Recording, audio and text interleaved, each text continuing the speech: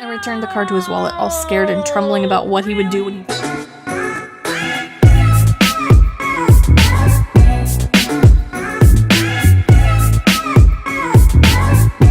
Hey guys, it's Ray. Welcome to my channel, The Way. Today we're going to be doing a reaction video to a video called I Couldn't Stop Spending Money.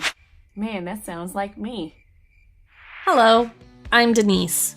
We all like shopping, right? You know, those moments when you feel down and say, why don't I just go to a mall and shop around? And then you come home with numerous bags with things you actually don't need, but with a strange feeling of relief. I can tell you how sometimes such an innocent hobby can become obsessive or even dangerous. I was in high school when my life suddenly turned into hell. Everything was going perfect. Loving family, nice friends, a wonderful boyfriend. When everything is going fine, at some point you start suspecting that it can't last for ages. And indeed, at my sophomore year in March, things started crumbling. My parents made a huge argument and didn't talk to each other. I even heard some conversations about a divorce. I got nervous because of that and couldn't concentrate on my studies, and my marks went down. And the cherry on top, I caught my boyfriend cheating on me with my best friend. All these are unpleasant things, but if you put them together, they can be unbearable for a teenager. Unfortunately, for the first time in my life, I had a nervous breakdown and I had no idea how to handle it. The worst thing was that I had no one to confide in. My parents had other problems and I had neither a best friend nor a boyfriend anymore. I didn't want to bother people who weren't very close to me, and I didn't want to be too personal with them either. I had the only choice, to deal with my problems on my own. Everyone fights stress in his or her own way. Some people start studying obsessively. Too bad it was not my case. Many people start overeating, or vice versa, stop eating at all. There are many other ways to keep yourself distracted. Doing lots of sports, binge watching series one after another, and many, many more.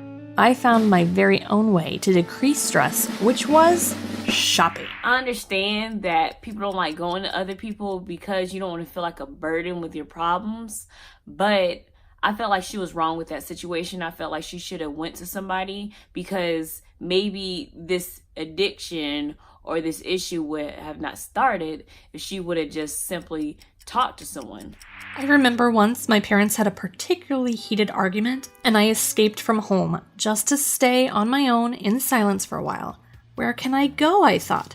Of course, the mall. Lots of people, crowded shops, food court, a perfect place to hide from your thoughts. It would be also nice to buy myself a couple of new outfits to distract myself from my depressing thoughts. That's what I did. And I should say that I forgot about my problems completely while I was trying on new jeans or choosing myself a new handbag. I came home elated and decided that I needed to go shopping more often. In all that depression, my body didn't get endorphin anymore. So I felt an urge to repeat my mall stroll very soon. I had some money saved, and I had a possibility to go shopping at least once a week. I was quickly becoming an addict. At some point, I wanted to buy more things more often. I was doing it not because I needed anything, but because I had the necessity of positive emotions I received while shopping. In a couple of months, I realized that I was quickly running out of money and a place in my room to keep all the things I was buying. But it didn't bother me at all. Everyone around me was still busy with their problems. My parents were still discussing a divorce, and no one was particularly interested in what I was doing. So I could dedicate myself to my hobby completely. Okay, storage space objectively wasn't a big problem. I didn't even wear what I was buying, just storing new things wherever I could. Money was a bigger problem. I finished all the money I had, and weekly allowance from my parents was not enough. I came out with a genius solution. I started taking cash straight from my mom's bag. I'm not proud of myself, but I was convincing myself that it was not stealing and that mom wouldn't mind anyway. Of course it was stealing, and I still felt ashamed, but I couldn't help it. I just needed money to dedicate myself to my favorite addiction. But once that I decided that I needed to go big, I took my dad's credit card. What was I thinking about? My idea was that if I spent just a bit, he wouldn't notice. But unfortunately, I didn't manage to be moderate. I spent a very big sum, around $500, and returned the card to his wallet, all scared and trembling about what he would do when he found out. $500? Really? You stole $500 from your parents? I'll be dead right now, straight ghost, if I ever did that.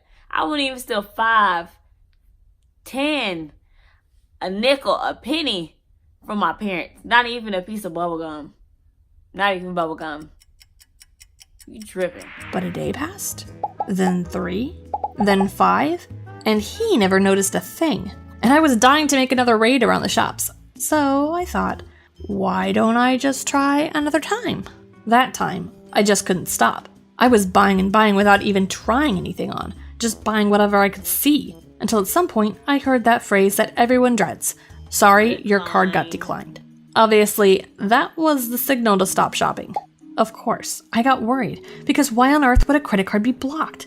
I got an answer home where I was greeted by my dad, absolutely furious. He had been called by the bank, and there were numerous purchases going on, and he found out that his credit card was missing. I decided not to invent stories and just tell him the truth. Well, I need to say that my mom and dad finally united to punish me, and it was a turning point when they finally made peace. I got my piece of attention, and after that shock, I didn't even feel an urge to go shopping anymore. I dedicated several weeks trying to bring the clothes I had never worn back to the stores, and it was pretty much a quest. All that stress kept me distracted from my depression, and ironically, brought me back to life.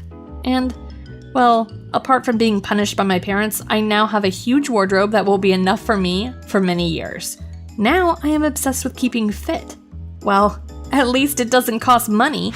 I think there's 2 things we should learn from this video. The first thing is that we should speak up if we're having an issue. If she would have just spoke up, she wouldn't have gone this far and all these things would have not happened. 2 is that we need to start saving money. Like she said in the video, she did get a little high from it, but then that high immediately went down. And you don't want to be in a situation where you spend all your money and then all of a sudden you're not able to pay your bills or you're not able to go somewhere that you want to. So let's make it a goal in 2019 that we're going to start saving some money. How about that? Well, I should start saving money now. Alright guys, that's all I have for you today. Don't forget to like, share, subscribe, and make sure you hit that bell on there so you can get notified every time I publish something. But I will see you later. Bye.